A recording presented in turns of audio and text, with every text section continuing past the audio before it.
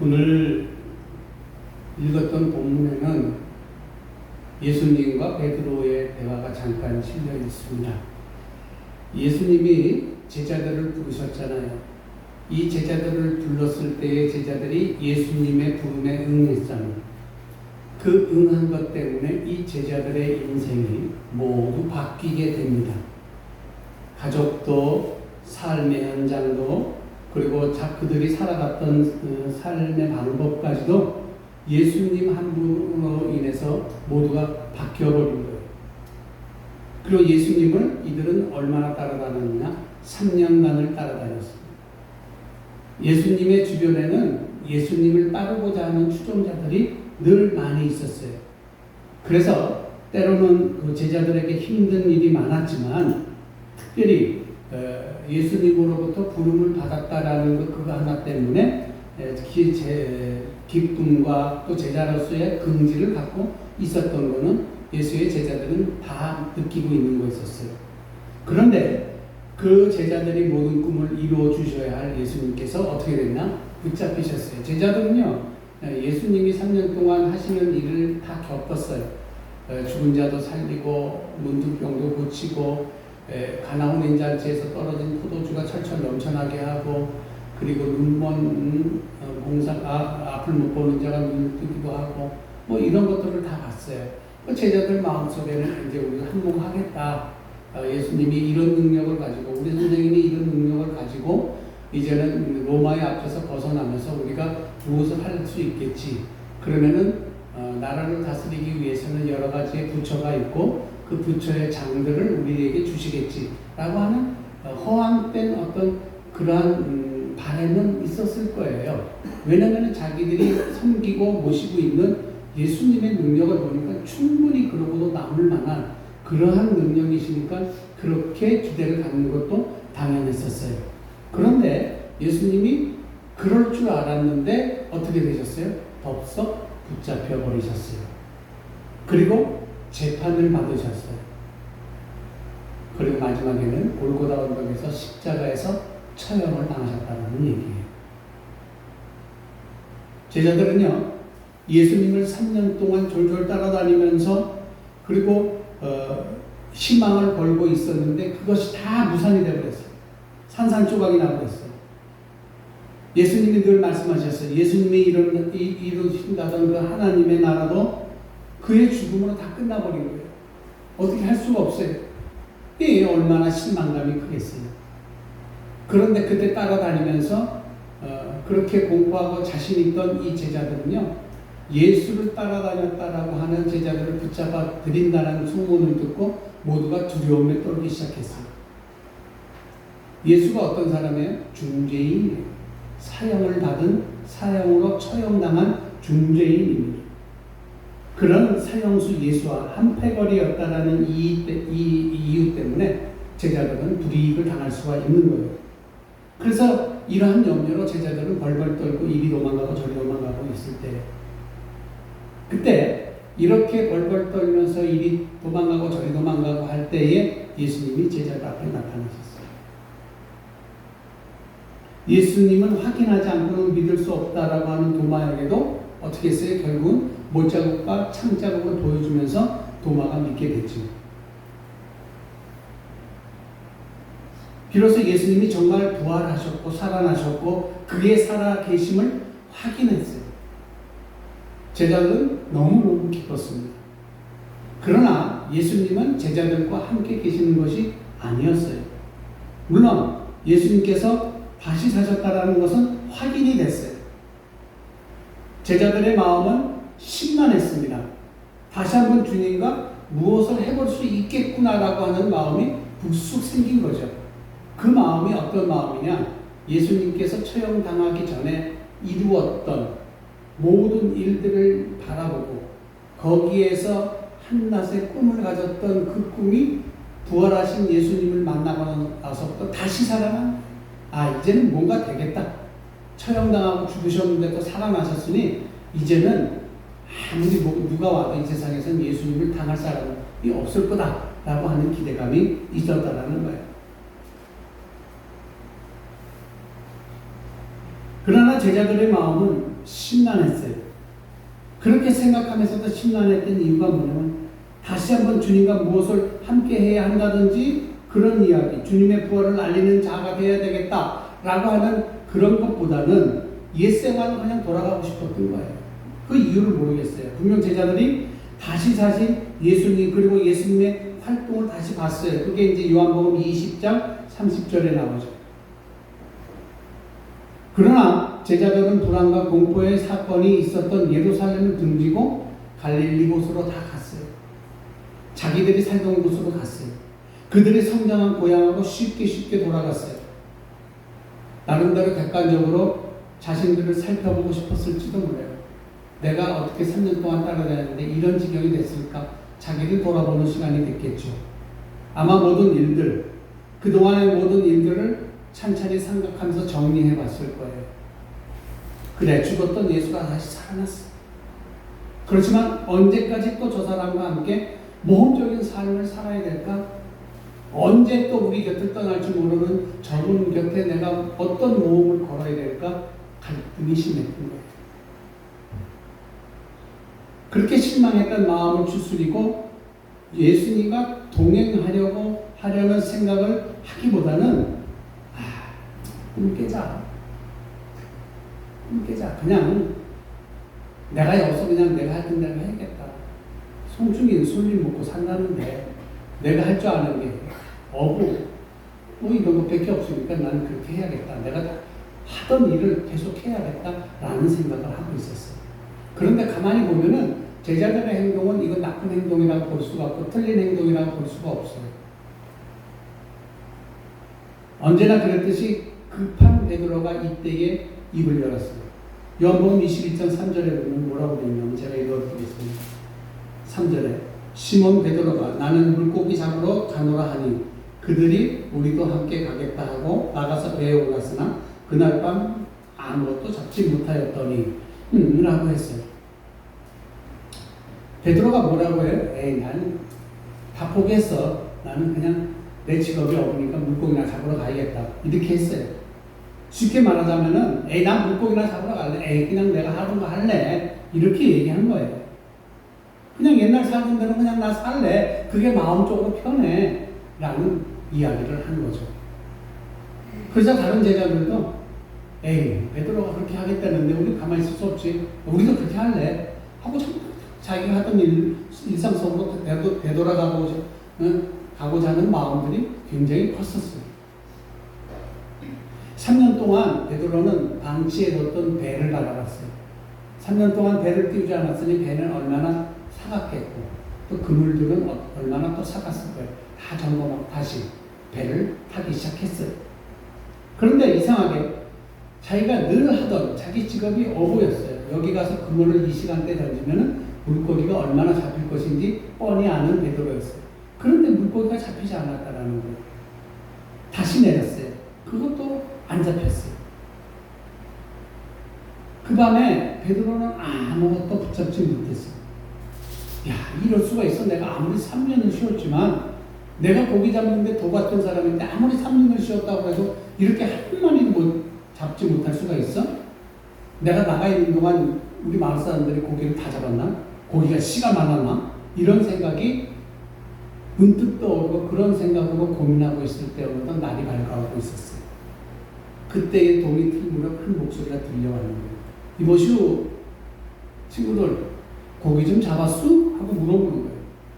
우리 성경에는 그래요. 얘들아 너희에게 고기가 있느냐? 라고 하고 이야기하지만 우리 쉽게 생각하자면 거기 계신 어부 고기 좀 많이 잡았어요? 그래 어떤 고기가 많이 올라와요? 라고 물어보는 거예요. 어떤 낯선 사람이.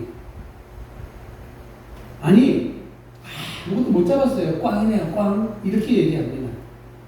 그렇다면은 제가 한번 알려드릴게요. 배 오른편 쪽 당신들이 타고 있는 그 배 오른편 쪽으로 그물을 한번 내려보십시오. 라고 하는 이야기를 들립니다.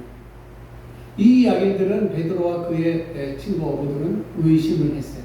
아니 이때까지 내가 그물을 내려서 고기를 잡으려 했지 고기 한 마리도 안 올라오는데 왜 거기다 또 그물을 내리라는 거야? 라고 생각하며 콧방귀를 끼고 거절할 수도 있었어요. 그런데 이제 날은 점점 밝아가고 들어가는 가야겠는데 한 마리도 못 잡고 들어가는 것이 너무나 창피했나 보죠. 그래서 그 사람의 말을 듣고 배 오른편에다가 그물을 내렸어요. 그리고 걷어올리기 시작하는데 이거는 끈질이 많은 배에 물고기 향이 올라오고 있었어요. 그러니까 혼자서는 끌어올릴 수 있는 만한 양이 아니에요. 그래서 친구들의 배를 불러서 같이 끌어올리자고 얘기했거든요. 그때 이 과정에서 그물을 끌어올리는 과정에서 제자들은 문득 몇 년 전의 일을 생각해냈어요. 그때도 밤이 돼도 고기를 잡지 못했었어요. 근데 예수께서 나타나서 가지고 그때는 뭐라고 하셨냐면 깊은 데로 가서 그물을 던지라고 했거든요. 그리고 결국 그들은 그물이 찢어질 만큼 고기를 잡았던 사실을 살살 기억나기 시작한 거예요. 그게 누가복음 5장 1절부터 14절에 나오는 거예요. 그때 주께서 사랑하셨던 제자 한 사람이 말을 합니다. 뭐라고 얘기하냐면 저 사람은 선생님이야. 저 사람은 예수 그리스도야. 라고 얘기를 합니다. 그때 이 이야기를 들은 사람들은 너무나도 깜짝 놀랐어요. 그리고 더 놀란 사람이 누구냐면 베드로였었어요. 베드로는 주시다. 저가 주시다. 라는 말에 배에서 뛰어내렸습니다. 몇 년 전 비슷한 경험을 한 베드로는 이런 말을 듣고 다시 예수님의 부활이 실감나게 느껴졌던 거예요. 처음 제자로 불렸던 그 호숫가에서 다시 고기잡이를 하는 제자들을 만나시고 자신이 부활한 예수님을 드러내는 예수님께서 아침 식사를 마치신 우리 제자들의 대변인격인 베드로를 바라봤어요. 같이 나아가셨어요.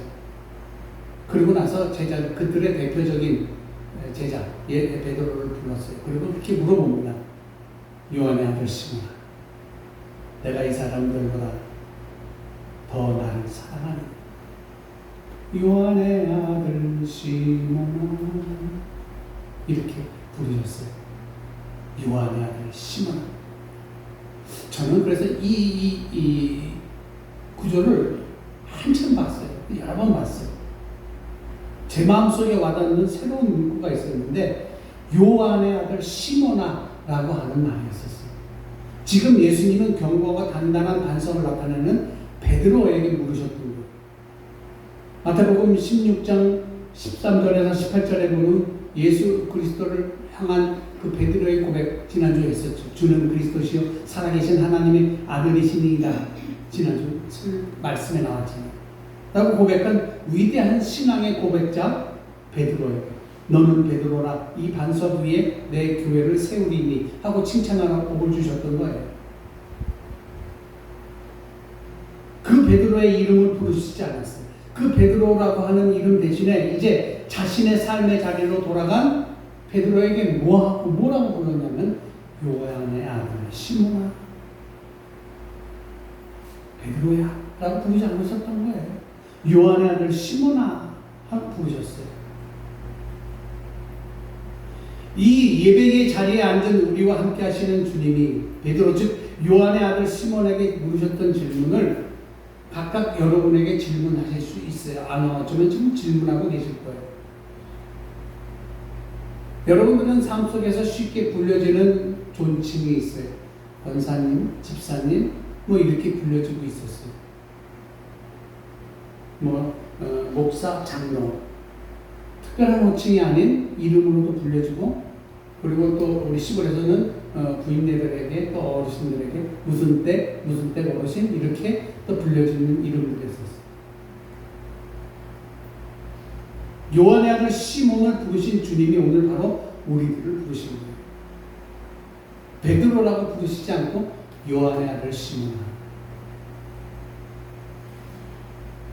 우리 주님은 화장으로 가리고 옷을 가리고 신분으로 가려진 모습이 아닌 우리 삶 속에서 불려진 그대로의 이름을 불려주신 거예요. 우리의 이름을. 쉽게 말해서 왜 강목사라고 부르는 게 아니라 강지호라고 부르신 거예요. 여러분에게 암개 권사 이렇게 부르신 게 아니라 암개야라고 부르신 거예요. 한층 더 친근감이 있지 않아요? 지금 이곳에도요, 목사도 있고, 권사도 있고, 집사도 있어요. 그러나 그 이름이 아닌 원래 출생하여 불려지던 이름, 여러분의 본명을 두시고 있다는 사실 아셔야 돼요. 예수님은 기억하고 계시다라는 거죠. 여러분에게 누구의 권사야? 라고 부르신 게 아니라 누구야? 여러분들의 본명을 부르신 거예요. 그렇게 불려졌던 여러분이 오늘 이 자리에 하나님 앞에 나와 앉아 계신 거예요. 이 예배의 자리는 신분으로 직분으로 앉는 자리가 아님을 오늘 본문을 통해서 알려주고 있어요. 이 예배의 자리는, 이 예배 자리는 누구나 다 똑같이 하나님 앞에 똑같은 모습으로 하나님 말씀에 아멘하는 곳입니다.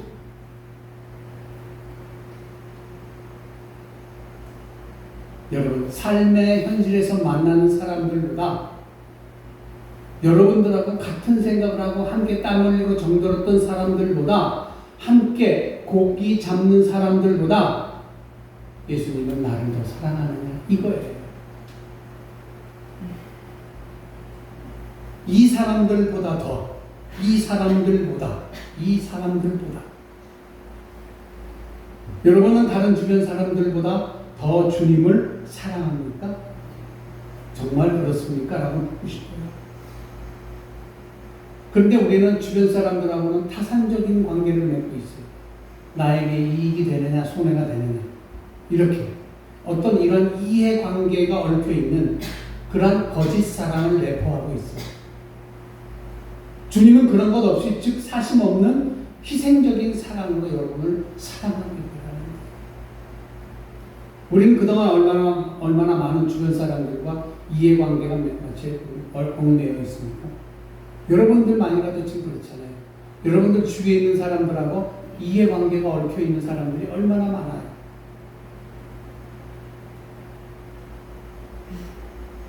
주님과 온전한 사랑을 외면해 왔을지도 모릅니다. 주일이면 친목회다, 결혼식이다, 친구들과 놀러 간다. 주일 성수하지 못하고 예배의 자리를 비웠던 적이 얼마나 많이 있었어요. 그렇잖아요. 오늘도 여전히 사람 때문에 정든 사람, 친척, 친구들 때문에 주님을 외면한 사람이 많이 있는 것이 얼마나 안타까운지 모릅니다. 그러나 오늘은 다행히 한 분도 빠지지 않고 다 나오셨다는 사실, 제가 얼마나 감사한지 모릅니다. 내가 여태까지 잡아온 이 고기들보다 여기서 영어로 하면 디즈라고 하는 복수형을 씁니다. 지시대명사 복수. 이거는 사람이 아닌 이것들로 해석해야 돼요. 여태까지 잡아왔던 이것들, 고기들, 이것들보다 나를 더 사랑해요. 쉽게 얘기해서 지금 너희들이 갖고 있는 그 재산보다 나를 더 사랑하느냐 이거예요.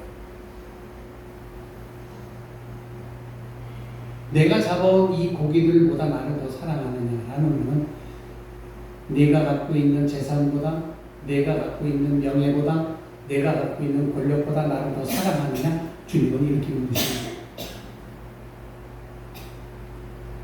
들어올릴 수 없을 만큼 많은 고기를 잡은 이 고기들보다 나를 더 소중하게 여길 수 있느냐라고 하는 것이 예수님의 질문이었습니다.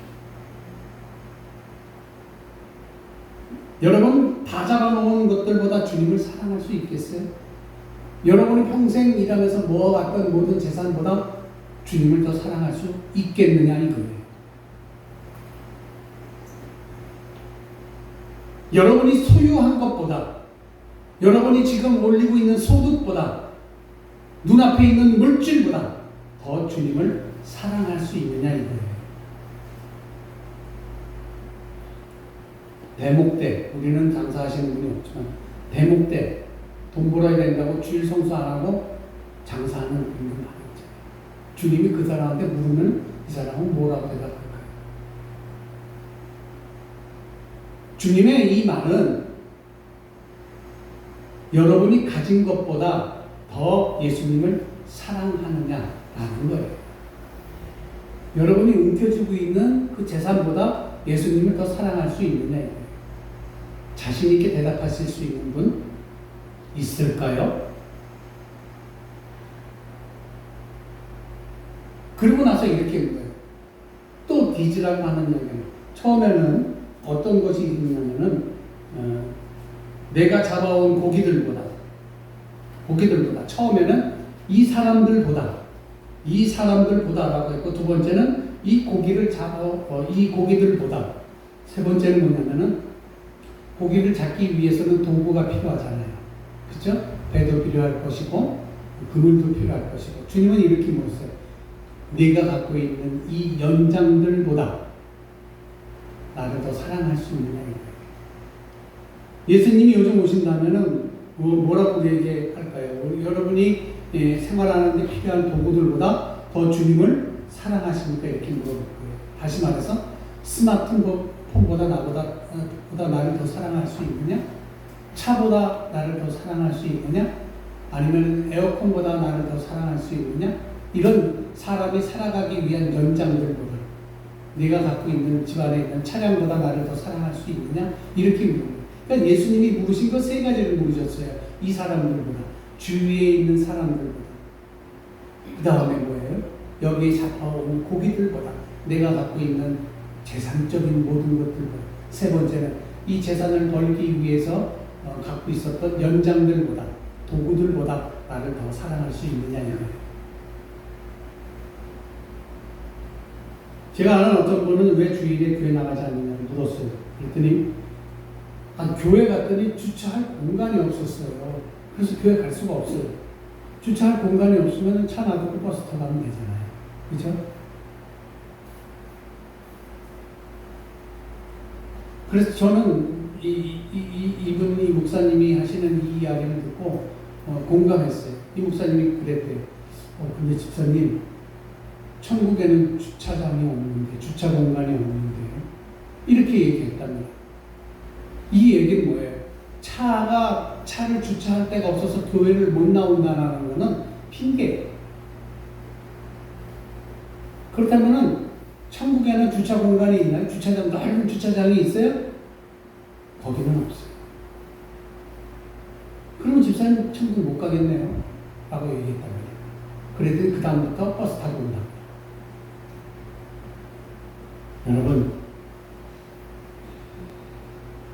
여러분들보다 주님이 더 많이 생각하고 계시다는 생각하시게 됩니다. 여러분, 그리고 나서 예수님이 또 물어보십니다. 너의 활동 무대들보다, 첫 번째가 뭐였었죠? 이 사람들보다, 두 번째는 이 고기들보다, 세 번째는 이 연장들보다, 네 번째는 뭐냐? 활동 무대들. 즉 고기 잡는 무대, 돈 버는 무대, 직장을 같은 걸 얘기하는 거예요. 여러분들이 생활하는 것보다 나를 더 사랑할 수 있느냐, 이거였었어요. 그래서 오늘 주님에게 물으십니다. 요한의 아들 시몬에게 갈릴리 호숫가에서 물으셨던 주님이 오늘 이 예배 자리에 참석한 여러분들에게 묻습니다. 내가 나를 사랑하느냐? 요한복음 21장 15절과 17절에 세 번 묻잖아요. 내가 나를 사랑하느냐? 내가 나를 사랑하느냐? 내가 나를 사랑하느냐? 이 이야기를 오늘 본문으로 비틀 수 있어요. 그래? 아니, 진짜로 나 사랑하는 거 맞아? 라고 주님이 물으신다는 거예요. 처음에 예수님이 물으셨던 첫 번째, 내가 나를 사랑하느냐? 내가 나를 사랑하느냐? 내가 나를 사랑하느냐? 세 번 물으셨잖아요. 이 중에 첫 번째와 두 번째, 이건 내가 나를 사랑하느냐라고 하는 물음은 뭐냐면은, Do you know love me? 이거는 희생적인 사랑을 요구하는 아가페적 사랑. 첫 번째와 두 번째는 내가 나를 위해서 희생할 수 있느냐라고 해석할 수도 있는 거예요. 나를 위해서 희생적인 사랑을 할 수 있느냐라는 거예요. 신적인, 희생적인, 사심이 없는 사랑을 말합니다. 그때마다 베드로는 예수님의 물음에 뭐라고 대답하냐면은 사회에서의 우정적인 사랑, 필레오적인 사랑을 이야기합니다. 네, 내가 주님을 좋아합니다. 아니야. Yes, Lord. You know that I like you. 영어 성경에 이렇게 돼 있어요. 맞아요. 나 예수님 좋아해요. 주님 좋아해요. 주님 아시잖아요. 내가 주님을 좋아하는지. 이렇게 대답을 한 거예요. 이 사랑은, 베드로가 대답한 이 사랑은 뭐냐면, 필레오의 사랑, 친구들 간의 어떤 우정이나 사회적인 돈독한 관계를 맺기 위한 사랑, 이런 것들이에요. 존경하는 사람들. 이런 상태를 필레오의 사랑의 상태라고 얘기합니다. 그런데 예수님은 뭐라고 물으셨어요? 내가 정말 나를 사랑하느냐? 내가 너를 위해 정말로 너를 희생할 수 있느냐라고 하는 사랑으로 물으셨던 거예요. 물론 원문에 사용된 단어가 중요한 것은 아닙니다. 주님은 베드로에게 사랑을 확인하고 싶었던 거예요. 그리고 세 번째, 내가 나를 사랑하느냐? 라고 물으셨을 때는 베드로의 행동이 바뀌죠. 어떻게 바뀌어요? 근심하게 됩니다.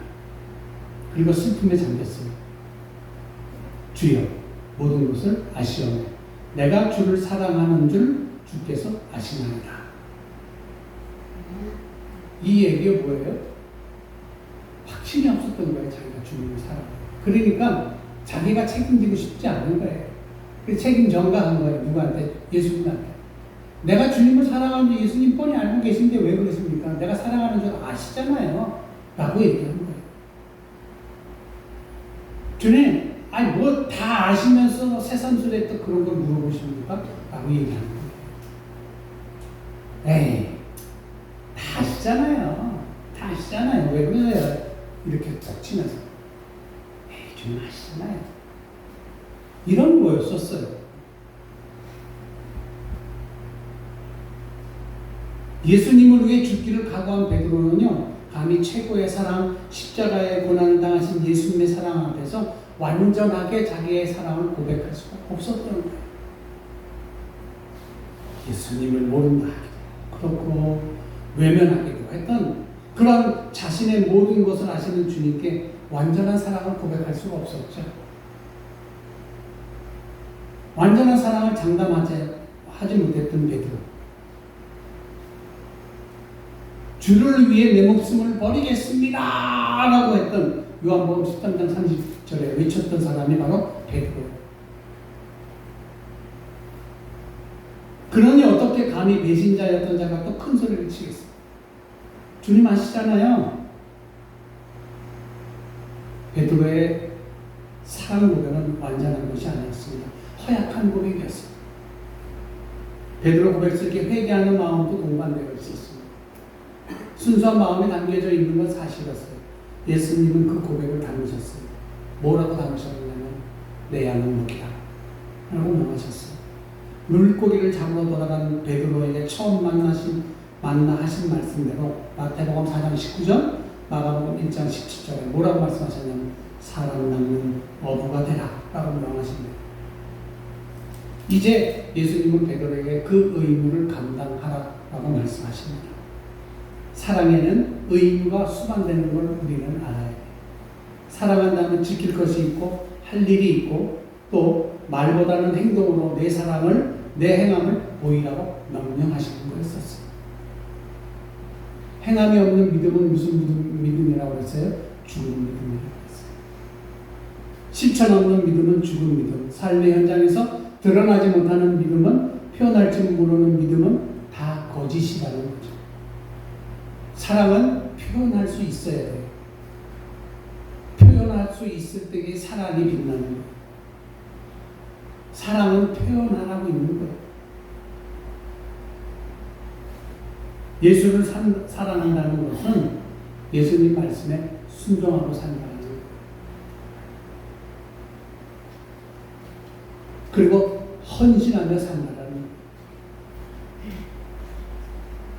그래서 우리는 말씀을 들을 때마다 이 말씀 속에 숨어있는 그 말씀에 하나님의 음성을 듣고 내가 하나님의 말씀에 순종해야 되겠고 그리고 하나님의 말씀대로 순종하면서 헌신해야 되겠다라고 하는 것이 있어야 합니다. 내가 나를 사랑하느냐? 하고 물으면 대답은 아멘 할 줄 알아야 합니다. 그러나 여러분, 말씀 앞에 언제나 아멘 하실 수 있어야 돼요. 매주 주님 앞에 선포되어지는 이 말씀에 대해서 아멘 할 수 있는 여러분이 되어야 된다는 거예요. 지금도 이렇게 묻으세요. 안돼요. 나를 정말 사랑하니? 내가 정말로 나를 사랑한다면은 나를 사랑하는 그 모습대로 살아갈 수 있겠어? 라고 물으시는 거예요. 그 사랑에 대한 의무를 감당하고 살아갈 수 있겠니? 라고 물으시는 거예요. 아니 진짜 나를 사랑하는 거 맞아? 나를 사랑하는 거 맞지? 라고 예수님이 물으신다는 거예요. 나를 사랑할 수 있다면 나를 위해 희생할 수도 있겠네? 라고 얘기합니다. 그 옛날 저 갈릴리 호숫가에서 베드로에게 물으셨던 그 질문이 오늘 이 아침에 저와 여러분에게 질문되어집니다. 내가 나를 사랑하느냐? 이거예요. 내가 나를 사랑하느냐? 그렇다면 사랑한다는 표현대로 의무를 감당하며 살아야 돼요. 사랑하는 성도 여러분, 저는 오늘 예수님을 깊이 사랑하는 여러분이 된 줄 믿습니다. 우리 이 말씀 생각하면서 우리 여러분들에게 주어지는 주님의 은총이 간절히 넘쳐나기를 주의 이름으로 축원합니다.